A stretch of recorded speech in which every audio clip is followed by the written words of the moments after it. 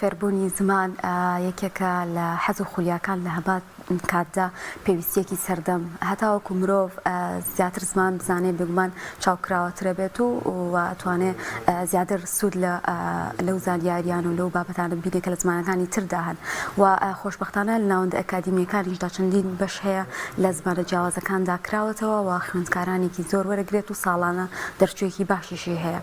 یەکێک لەو بەشانە زمانی چینیە کە ئەوەندەی زانیارم هەبێ 2019 لە هەولێر کرایەوە و کۆمەڵێکی خوێندکاریش لەو بەشەوە دەستیان کرد بە خوێندنی زمانی چینی و یەکێک لەو خوێندکارانەی کە ئەزموونی فێربوونی ئەو زمانەیە هەیە و 4 ساڵی لەوێ تەواو کرد و ئێستاش لە چینەوە لەگەڵمانایە بەڕێز بەهمەن حاجی مەحموودە دەرچوونی زمانی چینی. کاک بەهمەن سڵاوی خوارد لێبێ وم کاتت باش، سپاس بۆ ئامادەبوونت لەگەڵمان. سڵاوی خوارد لێوەش بێ، سوپاسان دەکەم ئەمڕۆ بانگەشتی منتان کردوم هەلتان پێبەخشیم. سپاس دەکەین. دەستپێک پێم خۆشە باز لەوە بکەیت سەرەتای خوێندنی ئەم زمانە بەهۆی حەز و خولیای خۆتەوە بوویان ئەوە تا هۆکارەکەی چی بوو چۆن ئەمەت هەڵبژارد؟ لە دەستپێکی کردنەوەی بەشی زمانی چینی لەبەرەوەی کە ئەو کەسانی کە دەتوانن بە زمانی چینی قسە بکەن لە کوردستاندا ڕێژەیان زۆر کەمەوە سەرەتاش کە بەشەکە کرابووە ویستم کە چاڵنجێک و تەحەدایەکی نوێ تاقی بکەمەوە و فێری ئەو زمانە بم هەم لەبەرەوەی کە داهاتوویەکی باشی هەیە و هەمیش دەرگایەکی گەورە دەکاتەوە بەڕووی ئەو خەرخوازانەی کە دەیانەوێت فێری زمانەکە بن بۆ شارەزابوون لە مێژوو لە کەلتوری مەزنی چین. زۆر باشە. فێربوونی زمانەکە قورسە، ئایا بەڕاستی بەڕێستان لەو قۆناغی بەکالوێرە سابا بڵێن ئەو 4 ساڵە توانیتان بە تەواوەتی زمانەکە فێربوونیان ئەوە تا زمانی چینی پێویستە زۆر لەوە زیاتر هەڵی بۆ بدرێ بۆ پێی کە ئێمە هەمیشە بیستومانە زمانێکی قورسە و بە تایبەتیش لە ڕووی نووسینەوە زۆر جار پێوترێ خەتەکانی وەکو دار و پێیژەوە یان ئەو تا کۆمەڵێک هێمایە پێویستە فێری ببیت. زمانی چین یەکێکە لە قورسترین زمانەکانی چیان، بەڵام قورسیەکەیدا بەش نابێت بەسەر هەموو بەشەکانیدا. ئەوەی کە قورس سیرەکان و سینەکەی وەکوێوە باسان کرد لە زمانی چینیدا نووسین بە شێوەی هێمایە یاخود بە شێوەی وێنەیە، نەوەکو نووسین پیتی هەبێت و لە ڕێی دەنگەوە نووسین بنووسرێت. واتە هەر شتێک کە هەیە هێمایەکی تایبەت بەخۆی هەیە کە ئەو هێمایە هەندێک جار لە شێوەکەی وەردەگی شێوەیەکی هەڕامەکی بەبێ هیچ یاسایەکە و هێمایی بۆ دادەندرێت.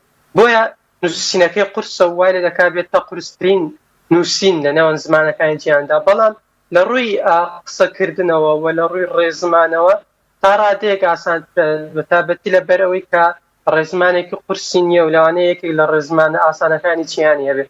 بۆیە بەگشتی زمانێکی قورسە بۆ فێربوون، بەڵام لە هەندێک ڕووەوە بەشی ئاسانی هەیە دەگونجێ بۆ کەسێک کە بۆ نمونە کەسێکە بێ بە کالۆرۆژ بخوێنێت 4 ساڵ لە زانکۆ بە شێوەی ئەکادمی زمانەکە بخوێنێت بێگومان دەتوانێت تا ئاستێکی باش فێری زمانەکە بێت. باشە. ئەو شێوە زیوانەکانتان چۆن بوو کاتێک بۆمە زمانە خوێنی بۆی بەرچاوڕوونیەک بدەیت بە خوێندکاران کەسێک کە خوازیاری ئەم بەشە بیان بێ زمانی چینی فێر بێت ئەو بەشانە چی ئەو وانانە چین کە دەخوێنرێت و پێویستە چۆن کۆشش بکە بۆ ئەو وانانە یان شێوازەکان چین؟ کۆمەڵێک ڕێنماییمان پێ بدەیت. لە سەرەتادا لەبەرەوەی کە ئێمە کورد بووین و لە ژیانماندا چینیمان نەخوێن بۆی مامۆستاکانمان منهەجی خوێندنیان بە شێوەیەکدا نابوو کە بۆ کەسێک بێت کە هیچ لە زمانەکە نازانێت و لە سفری سفرەوە دەست پێ بکات. و ئێمەش بوو شێوە بین سەرەتا لە شتە ئاسان و سادەکانی زمانەکەەوە دەستمان پێکرد بە پێ و منهەجێک کە بۆمان دانرابوون. و لەبەرەوەی کە مامۆستاکانیشمان لە چینەوە هاتبوون و چینی بوون، شارەزایەکی باشیان هەبوو لە شێوازی فێرکردنی کەسانی بیانی کە فێری زمانی چینیان بکەن. ئەوە زۆر یارمەتی ئەمەیدا. لە سەرەتادا مامۆستاکان بە شێوەیەکی سادە و ئاسان ئێمەیان فێر دەکرد، سترۆکە کارکتەرە ئاسانەکانیان فێر دەکردین بۆ ئەوەی کە لە سەرەتادا زمانەکەمان لا قورس نەبێت و زەختێکی زۆرمان بۆ دروست نەبێت لە فێربوونی زمانەکەدا. لە دوای ئەوە لە قۆناغی دووهەم و سێهەم و چوارەمدا بەرەبەرە منهەجی خوێندنەکان قورستر بوون.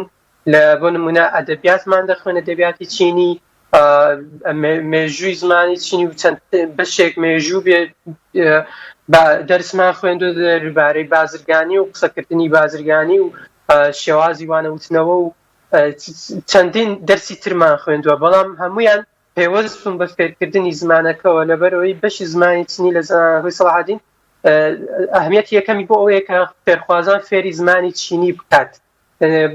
بەڵام لە هەمان کاتیشدا هەندێک وانە هەبووە کە تابەت بۆ ئەدەبیات بە مێژوو بە کەلتوری چینی کە لە ڕێەوە بتوانین هەم شارەزای کەلتوری چین ببین و هەمیش پەرە بە ئاسی زمانی چینیەکەمان بین.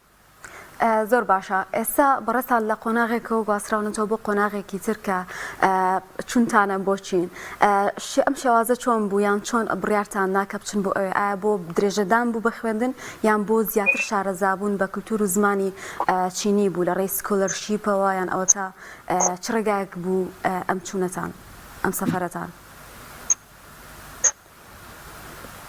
وڵاتی چینێکی لە وڵاتانێک کە هەلی سکۆلەرشیپی بێ بەرامبەری زۆر زۆرە بەرچاو بە بەراورد بە وڵاتەکانی تر، بە ساڵانە بە هەزاران و دەیان هەزار کەس دەرخواست لە سەرانسەری جیهانەوە هەلی سکۆلەرشیپی بێ بەرامبەریان پێدەدرێت لە وڵاتی چینەوە، لە زانکۆ باشەکانی وڵاتی چینەوە.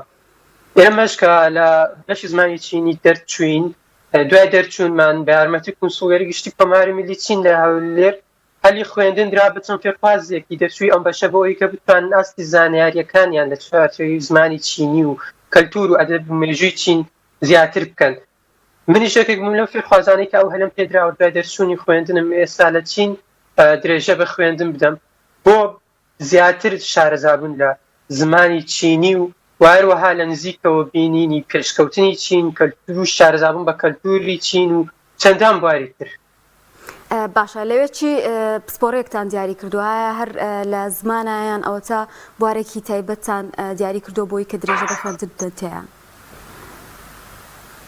بەڵێ، من ئەم ساڵیانی هەر زمانی چینی خوێنم و هەر بەردەوامیش دەبم لەسەر زمانی چینی، لەبەرەوەی کە زمانی چینیەکە لەو زمانە فراوانەکان زمانێکی گەورەیە و نزیکەی ملیارێک زیاتر لە ملیارێک کەس قسەی پێ دەکات. زمانێک فراوان و پێویستی بە خوێندنێکی درێژخایەن هەیە بۆ ئەوەی کە بە تەواتی شارەزای بیلانی وەکو هەر زمانی تر بە خوێندنی بەکالۆرێز بگاتە ئاستێک، بەڵام ئاستی کۆتایی نەبێت. لە ئێستاشدا من بەردەوامم لە فێربوونی زمانی چینی بۆ هیوایە کە بتوانم لە داهاتووشدا زیاتر لە چین پەرە بە ئاسی زمانی چینیەکەم بدەم و بگەمە ئاستێک کە بتوانم کارانی پێ بکەم و زیاتر گەلی چین و کورد لە یەکتر نزیک بکەمەوە لە ڕووی ئەدەبی و مێژووی کەلتوریەوە. هاوکاران داواکەن لە وەڕێزێک کە بە چینی قسەمان بۆ بکەی، جا نازانم خۆت هەر شتێکت لە خەیاڵایە بە چینی پێمان بڵێ بزانین شێوازی قسەکردەکە چۆنە و دەربڕینەکەی. 大家好，我是姚白天。今天我很高兴跟你们聊天。今天的面试就是让我很骄傲。我希望我们的聊天让更多人了解中文。والله اکثر بۆشمان وەرگێڕە چکە بەخوا تێناگەینێمە. وتم سڵاو، من بەهمەنم، خۆشحاڵم ئەمڕۆ لەم چاپێکەوتنیا پشدارم، هیوادارم کەم چاپێکەوتنی ئەمڕۆ زیاتر خەڵکی شارەزا بکا و بەچاڕوونی پێبدا لەسەر زمانی چینی. زۆر باشە. لە ئێستادا کە ئێوە توانیتانە لە چی بخوێنن، ئەمە چ دەرگایەکی بەڕووی ئێوە واڵا کردو و تا چەندێک گرنگە خوێندن لە دەرەوە بۆ خوێندکارانی کورد کە خۆشبەختانە ئەمساڵ ئێمە کەسانی ترمان بینی لێەوە چاپەکوتنمان لەگەڵکردن و تا چەندێک گرنگی هەیە ئێوە لە نزیکەوە شارەزا بن زیاتر بە کولتور و بە بۆ ئەو بابەتانی کە لە وڵاتەیە هەیە لە نزیکەوە وەک لەوەی کە هەر لە شوێنێکدا بمێننەوە. خوێندن لە دەرەوە و تابەتیش لە چین هەلێکی گەورەیە، هەلێکی زۆر باشە بۆ شارەزابوون بە لایەکی گرنگی چین. بە تابەتی بۆ نمونە چین مێژوویەکی درێژی هەیە کە حەزارەتێکی گەورەی هەبووە لە ڕابردوودا، کەلتورێکی گەورەی هەیە لە هەموو شتێکدا یەکێکە لە وڵاتە پێشکەوتەکانی جیهان. ئێستاش دەبینین لە هەموو ڕوویەکەوە لە ڕووی تەکنەلۆژیاوە بێ، لە ڕووی هاتوچۆ بێ، لە هەموو ڕوویەکەوە لە وڵاتە باشەکانی جیهانە لەلایەک تریشەوە کەلتورێکی تەواو جیاوازی هەیە. مرۆڤ کە دێتە چین چاوی بەرەو ڕووی زۆر شتا دەبێتەوە کە لەوانەیە گەر هەر لە وڵات یان لە وڵاتەکانی تردا نەیبینێ گەر سەردانیشی بکات. بەتابەتی کە دەبینی پێشکەوتنێکی زۆر هەیە لامان کاتە کەلتورێکی زۆر جیاواز هەیە کە بە تەواوەتی دەتوانم بڵێم 100% لە کەلتوری خۆمان جیاوازە. ئەمە زۆر شت فێر دەکات گەر بۆ خوێندنیش نەبێ بۆ سەردانیش بێگەر پێی سەردانی چیم بکەیت دەتوانیت زۆر شت ببینی کە یارمەتیت دەدا زیاتر چاو بکرێتەوە لە ژیانتدا شتی نوێتر ببینیت. یەکێک لە وڵاتانەی کە بەڕاستی وڵاتێکی گەورەیە و چەندین زانکۆی جیاوازی تایە خوێندن بە زمانەکانی تری لێیە دەوترێت لە ساڵانی دواییدا یەکێک لەو بەشانی کە کرایەوە بە هەمان شێوەی چۆن لە کوردستان زمانی چینیمان هەیە لەوێژ زمانی کوردی کراوەتەوە و کەسانی چینی خۆیان فێری زمانی کوردی دەکەن. ئەمە تا چەندێک ڕاستەوە و تا چەندێک خوێندکاری لەوێ وەرگرتووە و توانی بێتی کەسانێک لە ڕێی ئەم جۆرە خوێندنەوە فێری زمانی کوردی بن؟ لە چیندا چەندین زانکۆی تابەت بە فێربوونی زمان هەیە. بۆ نمونە هەندێک زانکۆ هەیە لە بەیجینگ بۆ زانکۆی بەیجینگ بۆ خوێندنی بیانی زیاد لە 100 زمانی جیهانی تێدا دەخوێندرێت بە هەموو زمانە زیندوەکانی جیهان لەوێ دەخوێندرێت.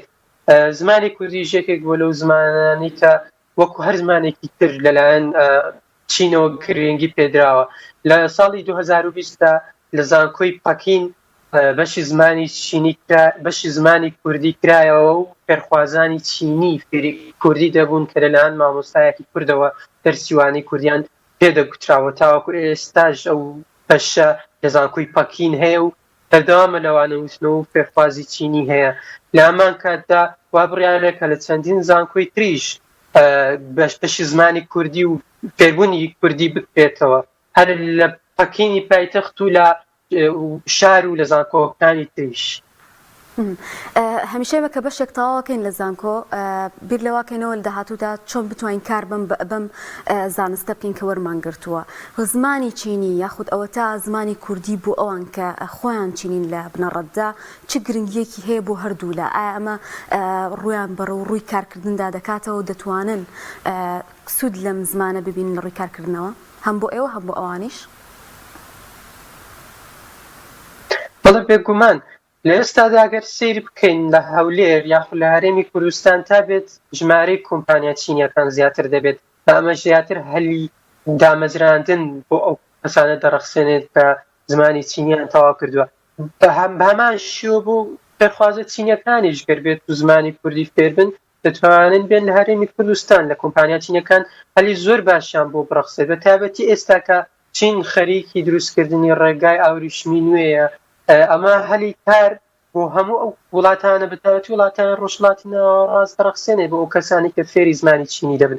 بەتایبەتی لە وڵاتێکی وەک خۆماندا گەر سێری وڵاتانی دەوروبەر بکەین دەبینین کە زمانی چینی یاخود بەشی زمانی چینی لە ڕابردوودا ماوەیەکی زۆرە هەیە و بەشێک لە وڵاتانە بە هەزاران دەرچویان لەو بەشەدا هەیە.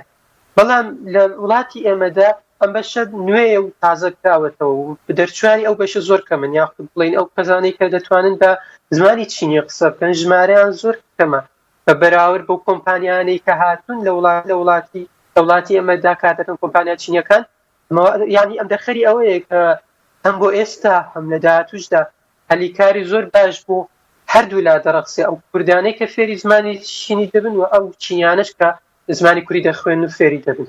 باش بەپێی ئەوەی کە خۆت لە هەولێر بەشی زمانی چینی تاو کرد و کۆمەڵێک خوێندکاری کوردی ترت لەگەڵا بووە، ئایا تا چەندێک هەلی کار بۆ خۆت و هاوڕەکانت لە هەولێر ئەو کاتە بۆ ئێوە ڕەخسا و دواتریش کە هەوڵت دا بچیتەوە بۆ خوێندن بێگومان ڕەنگە دابڕابی بۆ هۆکارە، بەڵام ئەو ماوەی کە لە کوردستان بووی بۆ پێی کە خۆت زانیاریت هەبێ تا چەند سوود لەم بابەتە بینراوە بۆ هەلی کار؟ لە ماوەی خوێندنماندا هەرو کاتێک کە لە زانکۆ بووین و دەریژ نەچووبووین و دوای دەرچوونیشمان چەندین هەلی کار بۆ ئەم دەرچوانی بەشی زمانی چینی ڕەخساوە. هەتا لە کاتی خوێندنماندا بەشێکی زۆری هاوڕەکانمان لە کۆمپانیا چینیەکان کاریان دەکرد و لە دوای دەرچوونیشماندا ئێستا بەشێک لە هاوڕەکانمان کە دەرچوون لە بەشی زمانی چینی لە کۆمپانیا چینیەکان کار دەکەن و بەشێکیشیان هاتوونە چین دەخوێنن. بێگومان ئەو هەلانە زۆر بوون جگە لە هەلی کاری بەردەوام چەندین جۆر هەبووە بۆ نمونە هەندێک کات کە پێشانگای نێودەوڵەتی دەکرایەوە کۆمپانیا چینیەکان داهاتن بۆ ماوەی چەند ڕۆژێک پێویستیان بۆ کەسانە کە بە چینی قسە دەکەن یاخود ئەو کەسانی کە دێن سەردانی چین دەکەن سەردانی کوردستان دەکەن بە بەهۆی گەڕان و گەشتکردن بێ پێویستیان بە کەسێک کە وەرگێڕانیان بۆ بکا لە چینیەوە بۆ کوردی بۆیە ئەم هەلانە زۆر بوونەوە بێگومان لە داهاتووشدا زیاتر دەبن. کاک بەهمەن یەکێکی تر لەو بابەتانەی کە گرنگە لێرەوە باسی بکەین ئەوەیە زمانی چینی بۆ پێی کە ئێستا خواستی لەسەر و کەسانێک ئەیانەوێ فێری بن بۆ پێی وعنی چین وڵاتێکی پیشەسازیە و زۆر کات لە وڵاتانی ترە و دەتوان سوود لە هەلی کارەکان ببینن لە ڕێگەی ئاڵوگۆڕی بازرگانیەوە لەوێ لە چین شێوازی کارکردن بەڕاستی بۆ کورد ئەو کەسانی کە کوردن لەوێ هەیە یان ئەوە تا زیاتر لە کوردستانی خۆمان دەتوانانی سوود لەو هەلی کارانە ببینین. بەڵێ بێگومان لە چینیش هەلی کار بۆ کوردەکان هەیە بەڵام هەلی کارەکە دەکرێتەوە سەر کەسەکە خۆی بۆ نمونە لێرە چەندین بازاڕی گەورە و چەندین کارگە و چەندین کۆمپانیا هەیە کە بەرهەمیان هەیە کوردەکان گەرتۆن نەچینی بزانن دەتوانن بێن ڕاستەخۆ لێرە بە بێکێشە بازرگانی بکەن یاخود لێرەش بە ئامانشەوە چەندین کۆمپانیای کوردی هەیە کە هیچی گواستنەوەی کە لەو پەل دەکەن کە ئەوانیش پێویستیان بە کەسانێکی کورد دەبێت کە بتوانن بە زمانی چینی قسە بکەن بۆ ئێستا بۆ داهاتووش. یەکێک لەو گرفتانەی هەمیشە هەیە لە زمانی کوردیە بۆ زمانەکانی تریش ئەم کێشەیە هەبوو ئەوەیە کە کەمترین فەرهەنگمان هەیە بۆ ئەوەی کە بتوانین وەرگێڕان بکەین لە نێوان بۆنە کوردی و زمانەکانی تردا ئێوە چۆن توانیتان فەرهەنگ بەکاربێن لە ڕێگەی زمانەکانی ترەوە یان ئەوە تا هیچ فەرهەنگێک هەیە کوردی و چینی وەربگێڕێت ئێوە بتوان وەکو خوێندکار یان کەسێک کە لەو زمانەیە دەخوێنێت سوودی لێ ببینن؟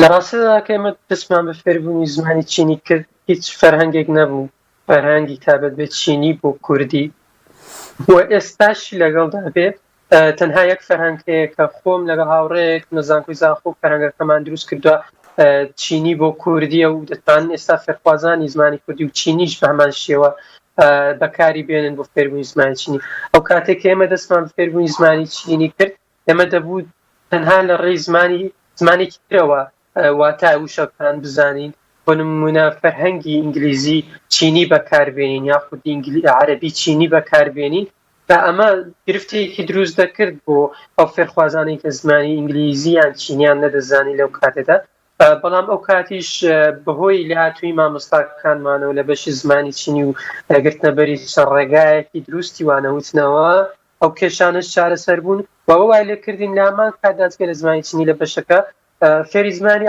ئینگلیزیش ببین و ئاسی زمانی ئینگلیزیەکەشمان بەرەو پێش بچین. ئەوەی بزانم بەڕستانێکێک لە خوێندکارێکەکەمەکان لە کوردستان هیوادارم لەوێش بە هەمان شێواز بە یەکەمی بەردەوام بن پلانت چێ بۆ داهاتوو چی بە خوێندکاران ئەڵەی کە ئەیانەوێ لەم زمانەیە بخوێنن بام ببێ بە کۆتا پرسیار بۆ بەڕێسە.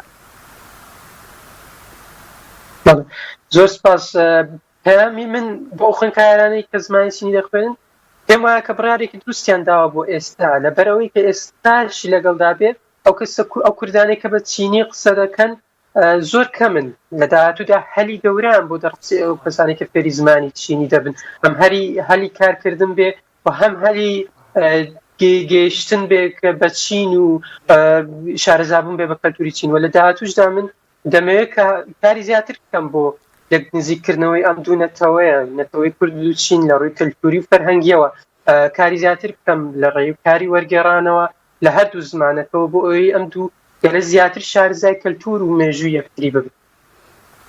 بەڵێ زۆر سپاس بۆ بەڕێز بەهمەن حاجی محمود کە لە چینەوە لەگەڵمانە بوو باسی لا فێربوونی زمانی چینی کرد سپاس بۆ ئەو کاتی بێمەت بەخشی هوای سەرکەوتنی زیاترە بۆ خوازی مەمنون کە لەگەڵمانە بووی.